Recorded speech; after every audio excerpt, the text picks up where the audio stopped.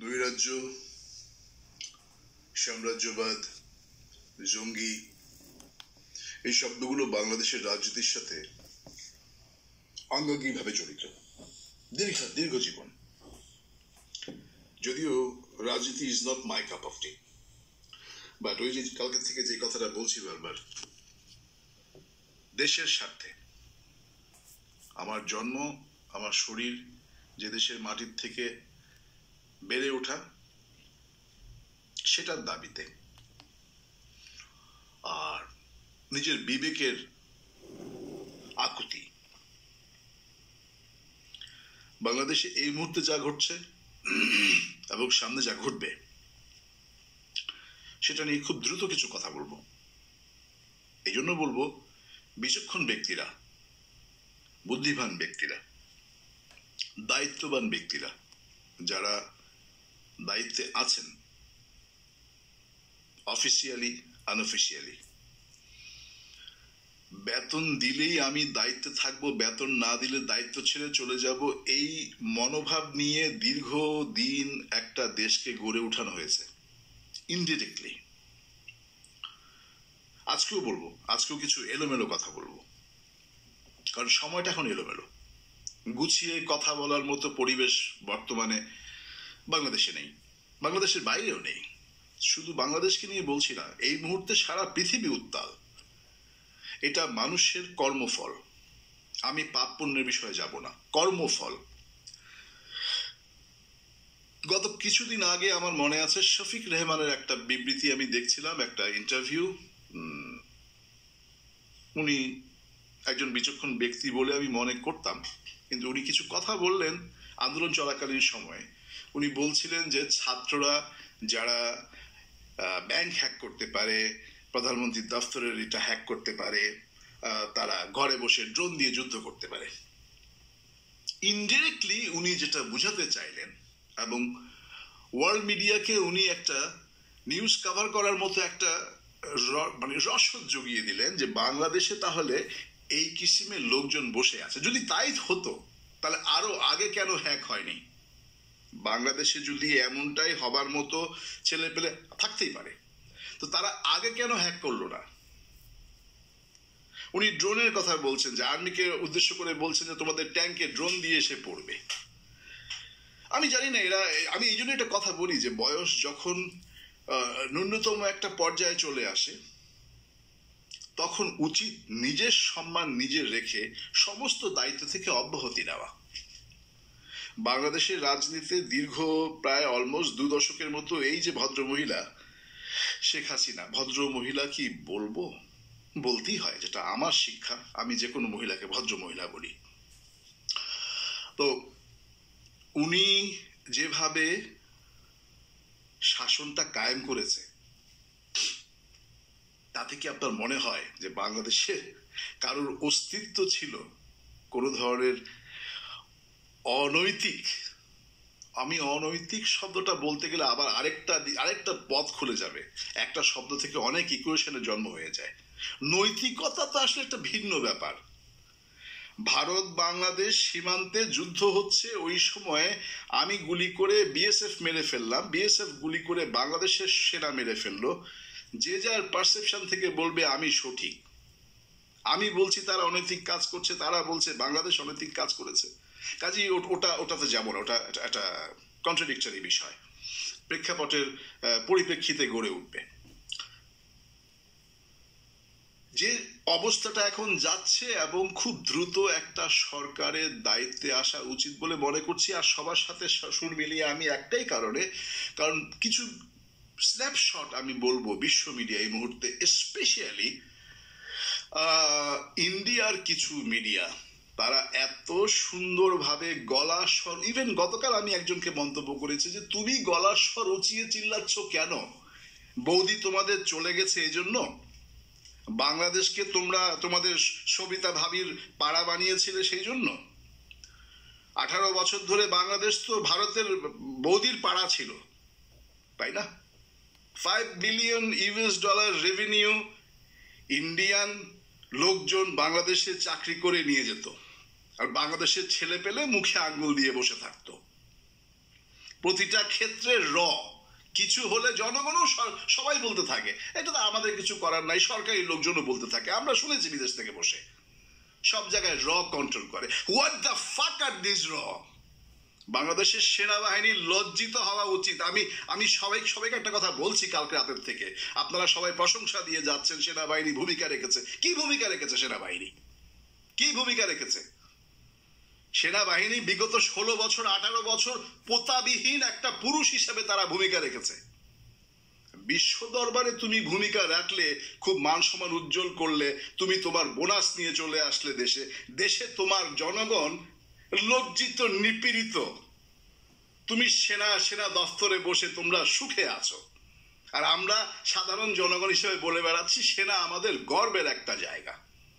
সেনা আমাদের গর্বের জায়গা ছিল, এখনো আছে। এটা যারা বলছে তারা হয়তো, ওই যে আমি একটা কথা বলেছি, আমি যা বলি সত্য বলি, কারণ প্রতারণা থেকে বাঙালি জাতি না, প্রতারণা থেকে সমগ্র জাতির জন্ম। এবং আমরা যারা বেড়ে উঠেছি ওই প্রতারণার মাঝখান দিয়েই, সঠিক শিক্ষার অভাবে বহু জাতি ধ্বংস হয়ে গেছে, তার ভিতরে বাঙালি জাতি অন্যতম একটা জাতি, শুধুমাত্র সঠিক শিক্ষার অভাব। আজ তো আমি ফিল করি 60-এর কোঠায় দাঁড়িয়ে থেকে যে আমাদের পূর্বপুরুষরাও অনেক সুন্দর কথা বলে গেছে, কিন্তু ব্যাখ্যা তারা জানতো না, শুধু হেডলাইন দিয়ে যেত। আর এই হেডলাইন দেওয়ার প্রবণতা বাংলাদেশের রাজনীতির ভিতরে শুরু করেছে বঙ্গবন্ধু শেখ সাহেব। ওনার সেই সুন্দর চেহারার, বিশাল বড় মাথা, বিশাল বড় আওয়াজ দিয়ে উনি খালি হেডলাইন দিয়ে গেছে, ভিতরের কর্মকাণ্ড কিছুই হয় নাই। হেডলাইন দিয়ে দেশ চলে না, দেশ গড়ার জন্য সেটা হিম্মত থাকতে হয়। তো শেখ হাসিনা উনি কমপ্লিটলি ভারত কেন্দ্রিক একজন মহিলা। বাংলার জনগণ এত দেরিতে কেন জাগলো আমি জানি না। 16 থেকে 18 বছর বাংলাদেশের সেনাবাহিনী ঘুমিয়ে থাকলো কি করে তাও আমি জানি না। সেটা কি জন্য? কি সরকার সব জায়গায় তোমাদেরকে কামাই করার সুযোগ দিয়েছিল ওই জন্য? বাংলাদেশের জনতা যারা আজকে আন্দোলনে এসছো, আজকে আমার ভাষাটা একটু বিপ্লবমুখী হবে, এখনো আমাদের রক্ত ঠান্ডা হয়নি। আমি কালকেও বলেছি, পরশু বলেছি, আমার নাগরিকত্ব বাংলাদেশে থাক বা নাই থাক, যেহেতু আমার রক্তটা বাংলাদেশের থেকে গড়া, আমি কথা যা বলবো সত্য কথা বলবো। দালালদের সাথে কোনোদিন কোনো আপোষ হয় না। আমি গতকাল থেকে বলছি আমরা কোনো বিএনপি জামাতের চেহারা দেখতে চাই না রাজনৈতিক পরিমণ্ডলে, শাসন ব্যবস্থায় তো মোটেও নয়। তাই বলি কি আমরা বলবো না যে বেগম জিয়াকে মুক্তি দেওয়াটা ভুল হয়েছে বা সঠিক হয়েছে? অবশ্যই মতামত থাকবে। সঠিক তো আমি মনে করি সঠিক হয়েছে। বাংলাদেশের এত বড় বড় ক্রিমিনাল, হাজার হাজার লক্ষ লক্ষ কোটি টাকার ক্রাইমের সাথে যারা জড়িত, তারা নির্বিচারে ঘুরে বেড়াচ্ছে, আর খালেদা জিয়াকে কোথাকার কি 2 কোটি টাকার একটা ভুয়ো কেস দিয়ে তারা ঢুকিয়ে রেখে দিল, একজন প্রাক্তন প্রধানমন্ত্রী। হাস্যকর। বিএনপির সিনিয়র কিছু নেতা আজকে তারা বড় বড় কথা বলছে। 18 বছর 16 বছর তারা কোথায় ছিল? নাম ধরে লজ্জিত করে বলতে হবে এখন নাকি? ওই কাদেরের মতো আর পলকের মতো আর ওই যে হাসান মাহমুদ, তারপরে কি এর নাম কি ছিল, চোখ বড় বড় দেখলে মনে হয় যেন এইমাত্র মদ খেয়ে উঠে আসলো, বাংলাদেশের প্রতিমন্ত্রীর পদে ছিল সে, স্বরাষ্ট্র প্রতিমন্ত্রী। এদের মতো লোকজনের মতো বা বিএনপি এদের নাম ধরে ধরে এখন কথা বলতে হবে।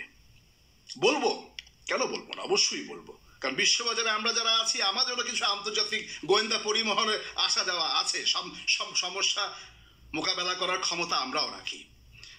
যুবক যারা তোমরা আজকে যারা আন্দোলন করে ক্ষমতায় এসছো, তোমাদের কাছে কিছু কথা বলবো, খুব দ্রুত সিদ্ধান্তে যাও।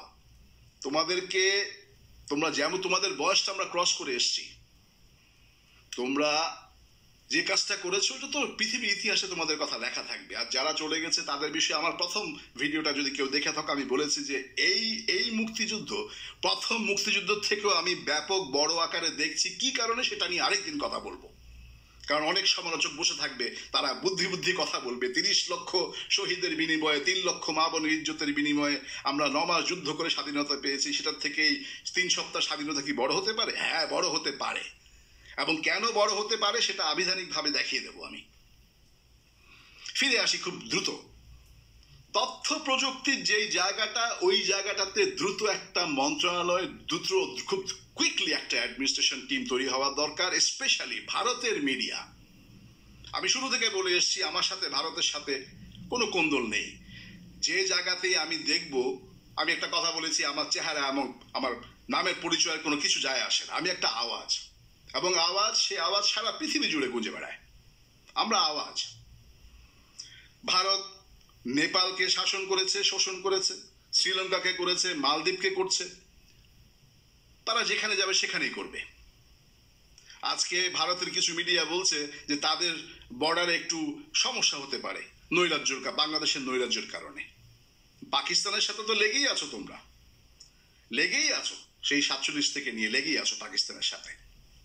এবার শুরু হয়েছে বাংলাদেশ কিনে। কারণ কি, 18 কোটি জনগণের একটা বিশাল বড় মার্কেট। আমি এর সাথে সময় যখন প্রথম ভারত তার কাটা দেওয়া শুরু করে, তখন আমি বলে এসেছিলাম যে বাংলাদেশ সরকারের যাদের those who have balls, I'm very sorry to use these words, but Bangladesh literally last three decades I haven't seen any man with balls. They are just fucking stupid human being. They are not men at all. যদি পুরুষ মানুষ হতো, পুরুষ মানুষই একটা ভূমিকা থাকতো, আমরা সেটা দেখি নাই।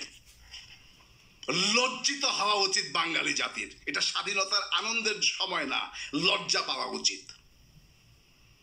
সারা বিশ্ব মিডিয়া দেখাচ্ছে বাংলাদেশের জনগণ, বিপ্লবীরা কি লুট করেছে প্রধানমন্ত্রীর বাসভবন থেকে, কিন্তু একটা বাংলাদেশ থেকে কাউন্টার কথা বলার কেউ নাই জাতীয় পর্যায়ে, যে জনগণ কখন যে একটা ফ্যাসিবাদী সরকারের জাঙ্গিয়াটা পর্যন্ত নিয়ে যায়, সেটা বুঝার মতো ক্ষমতা কি এই ডিজিটাল ফাক দিস ডিজিটাল ওয়ার্ল্ড। বর্তমান যে স্টুপিডিটি পৃথিবী জুড়ে চলছে, মানুষের বুঝার সে ক্ষমতা নেই? অবশ্যই আছে। কিন্তু ওই যে সুচিন্তিত কিছু journalist, they are the biggest terrorist ever on this planet. জঙ্গিবাদী নিয়ে কথা উঠলেই মুসলিম সম্প্রদায়ের কিছু জিনিসকে আগে এগিয়ে দেওয়া হয়। হোয়াইট স্কিন জঙ্গিবাদীর কথা কেউ বলেছে আজ পর্যন্ত? আমি বলেছি বিদেশের মাটিতে বসে, জর্জ বুশকে টেনে আনা হোক। আমার যদি ওরকম ফান্ড থাকতো, আমি মিডল ইস্ট গালফ ওয়ারের উপরে যারা ছিল ক্রাইম সিনে, এদের সবাইকে আমি নিয়ে আসতাম ইন্টারন্যাশনাল কোর্টে। দুর্ভাগ্য, আমার সেই চুরি করা পয়সার হ্যাডম নেই। গতকাল দেখছিলাম শেখ জয় ওয়াজেদ, নামটা জানি কি তার, তো আমি জানি না ঘোরার দিন, সে বলছে আমরা হ্যান করেছি, ত্যান করেছি, আমার মা দেশকে এত কিছু করেছে। কি করেছো তোমরা? একটা পদ্মা সেতু করেছো, কার টাকায় করেছো? পদ্মা সেতুর স্বপ্নটা কে দেখেছিল বলো তো? একটা মেট্রো রেল করেছো, কার টাকায় করেছো? তোমরা খুব বুদ্ধিমান চোর। বাংলাদেশের জনগণ literally they are very innocent, they do not know how you played your cards. আমাদের মতো লোকজন যদি বাংলাদেশের রাজনীতিতে সক্রিয়ভাবে থাকতাম, এতটুকু তোমাদেরকে বলতে পারি, হয় মরতাম, নইলে নির্মূল করে দিয়ে যেতাম বাংলার জমিন থেকে অন্যায়ের যা কিছু আছে। আমাদের মতো লোকজন আজও পৃথিবীতে আমরা আছি এবং আমরা থাকবো। নৈরাজ্যবাদ শব্দটা বলছো, তোমাদের চাইতে বড় কুলাঙ্গার বাংলার ইতিহাসে জন্ম হয়েছে? হ্যাঁ, আবার ফিরে আসছি। এই মুহূর্তে যে জিনিসগুলো ঘটছিল, গতকাল থেকে আমি বলছিলাম, বাংলাদেশে কিছু দুর্বৃত্ত, জামাত শিবির বিএনপির নামটা এত সুন্দরভাবে অতীত থেকে ব্যবহৃত, কারণ আসলেই বিএনপি এবং জামাতের কর্মীরা কিছু ভুল কাজ করে এসছে আগে। এখন আবার বলবে যে দেখো ইন্ডিয়ান মিডিয়া কি দেখাচ্ছে, যে হাসিনা চলে যাওয়ার পরপরই বাংলাদেশ জুড়ে নৈরাজ্যবাদ শুরু হয়ে গেছে, লুট ধ্বংস সবকিছু শুরু হয়ে গেছে। এটা হবেই, হালকা পাতলা কিছু হবেই, কিন্তু সেটা একদিনের ভিতরে কন্ট্রোল করার দরকার ছিল বলে আমি মনে করি। জেনারেল ওয়াকার সাহেবের সাথে আমার ব্যক্তিগত কোনো পরিচয় নেই, আমি ওনাকে চিনি না, তবে যতটুকু পড়েছি ওনার ব্যাপারে মিশ্র প্রতিক্রিয়া আছে। প্রতিটা মানুষের ভিতরে ভালো মন্দ থাকতেই পারে, আত্মীয়তার কিছু ভিতরে কষ্ট থাকতেই পারে, ওনার উপরে সিনিয়র কেউ